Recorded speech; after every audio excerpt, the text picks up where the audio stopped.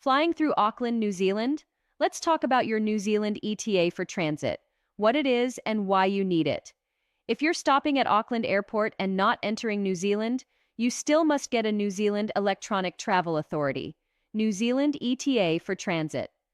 The Transit New Zealand ETA is a digital travel authorization linked to your passport. It lets you stay in the secure transit area and catch your next flight within 24 hours. You can apply online, just enter your details, choose transit as your purpose, upload your passport info, and complete your payment. New Zealand ETA approvals are fast, from about 1 to 2 days normally, to rush options in hours if needed. Remember, stay airside in the secure transit zone, buy duty-free after security, and board your next flight all within 24 hours. Get your New Zealand ETA early and enjoy a smooth Auckland transit.